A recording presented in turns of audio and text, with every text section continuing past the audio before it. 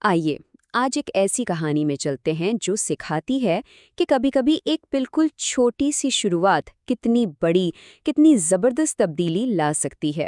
دلچسپ بات یہ ہے کہ یہ جملہ کہانی کے آخر میں آتا ہے، لیکن ہم اپنی بات یہیں سے شروع کریں گے۔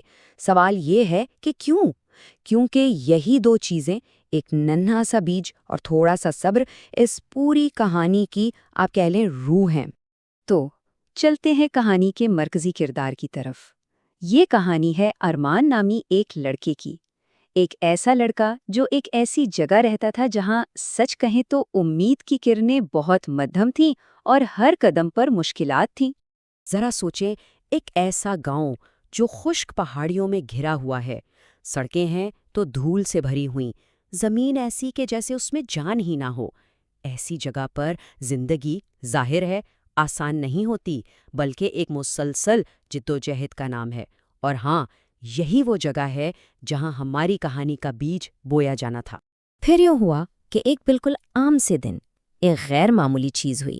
ارمان، جس کی عمر کوئی 10 سال تھی، اسے سڑک پر ایک چھوٹا سا ننھا سا بیج پڑا ملا۔ اب دیکھیں، یہ بظاہر تو ایک معمولی سی بات تھی، ہے نا؟ لیکن اصل میں یہی وہ لمحہ تھا جہاں سے ہر چیز بدلنے والی تھی۔ اور یہاں ارمان کی سوچ دیکھیں۔ اس نے کہا، چھوٹے سے چھوٹے بیج کو بھی ایک موقع ملنا چاہیے۔ بھائی، یہ ایک جملہ ہی اس کی پوری شخصیت کو ہمارے سامنے لے آتا ہے۔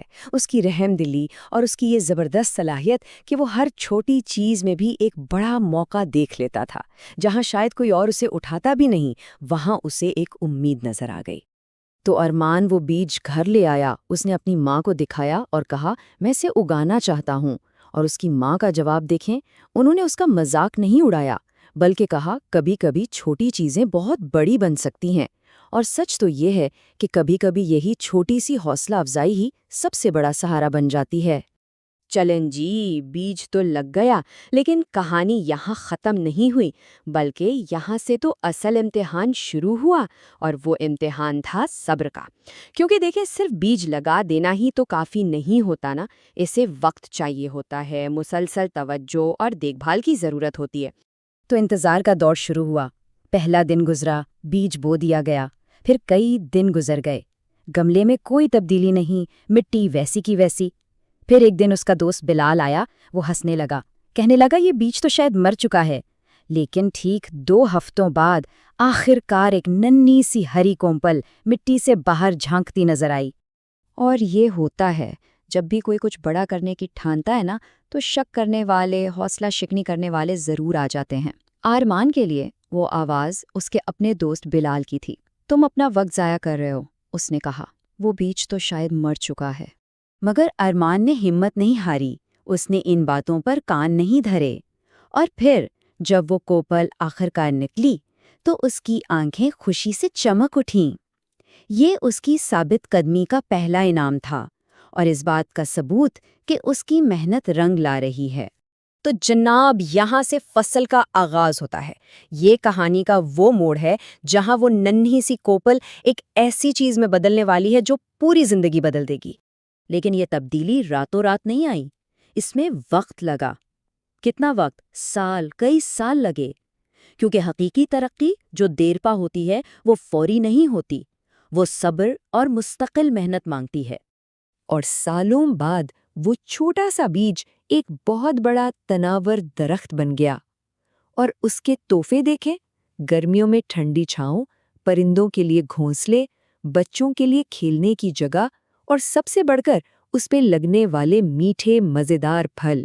یہ صرف ایک درخت نہیں تھا، یہ پورے گاؤں کے لیے ایک نعمت بن گیا تھا۔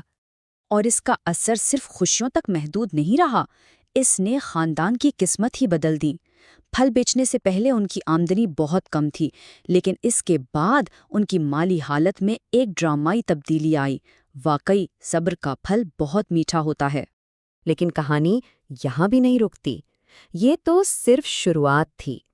اس ایک درخت نے جو ترقی کی میراث چھوڑی، اس نے صرف ایک خاندان کو نہیں بلکہ پورے گاؤں کو بدل کر رکھ دیا۔ ذرا فرق دیکھیں، بیج سے پہلے کیا تھا؟ خشک پہاڑیاں، دھول بھری سڑکیں، بے جان زمین۔ اور اس کے بعد وہی گاؤں سرسبز و شاداب ہو گیا، ہر طرف درخت نظر آنے لگے اور تازہ پھل سب کو ملنے لگے۔ ایک چھوٹے سے بیج کی طاقت دیکھیں۔ اور بلال، وہی دوست جس نے کہا تھا کہ یہ وقت کا ضیاع ہے، کئی سالوں بعد وہ خود حیران کھڑا تھا۔ اسے یقین ہی نہیں آ رہا تھا کہ یہ سب کچھ اس ایک چھوٹے سے بیج سے شروع ہوا تھا۔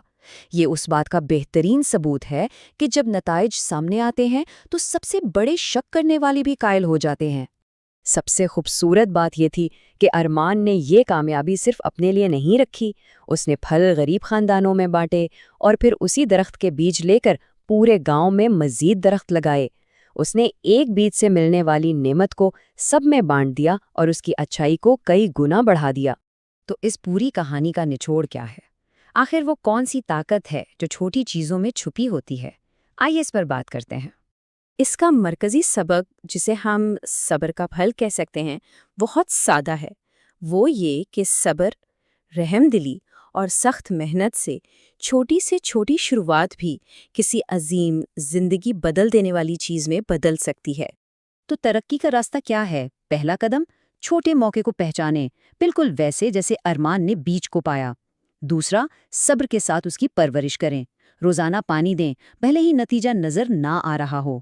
تیسرا، شک کے باوجود ڈٹے رہیں، منفی باتوں کو نظر انداز کر کے اپنے عمل پر بھروسہ رکھیں۔ اور چوتھا اور سب سے اہم، جب پھل ملے تو اسے دوسروں کے ساتھ بانٹیں، کیونکہ نیکی بانٹنے سے بڑھتی ہے۔ اور آخر میں یہ ایک سوال سوچنے کے لیے چھوڑ جاتے ہیں، وہ کون سی چھوٹی سی شروعات ہے جسے اگر صبر سے سینچا جائے تو وہ نہ صرف